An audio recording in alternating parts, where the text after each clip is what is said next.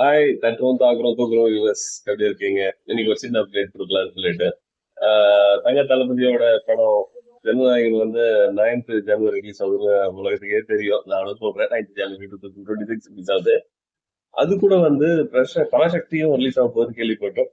ஒரு 5 நாள் பின்னாடி ரிலீஸ் பண்ண போறாங்க. பட் ஆனா இன்னைக்கு ஒரு விஷயம் கேள்விப்பட்டோம். என்னன்னா ஜனநாயகம் கூட ரிலீஸ் பண்றோம் இல்ல நெக்ஸ்ட் டே இந்த டைம் தனி ரிலீஸ் பண்ணிடணும்.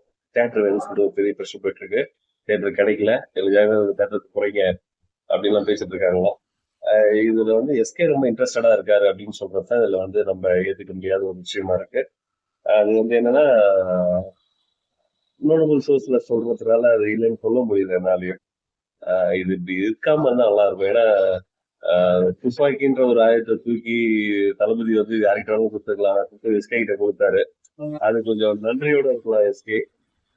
இருந்தாலும் அவரு தான் பேக் ஆகணும். தளபதிக்கு ஒண்ணும் இல்ல, அவர் பின்னாடி இருந்து குத்துறோம் பதினஞ்சு தெரியல பின்னாடி முதல்ல குத்திட்டு போறது வந்து அவர் எவ்வளவு பாத்துட்டாரு. ஜனநாயகன் படத்தை தளபதி எதுவுமே பேசுறதால மக்களே தூக்கி வச்சிருவாங்க. அது சிவகார்த்திகேயனுக்கு தெரியும். அது இப்படி பண்ணாம இருக்கு. அதுதான் உங்களோட கெரியருக்கு நல்லது. அவருக்கு ஒரு பெரிய ஒரு நீங்க வந்து ஒரு சொல்லுவாங்க போயிட்டு வாங்க அப்படின்னு சொல்லிட்டு சிறந்தவங்க சொல்றதுக்கான ஒரு பெரிய மனுஷத்தனமா இருக்கும் நான் நம்புறேன்.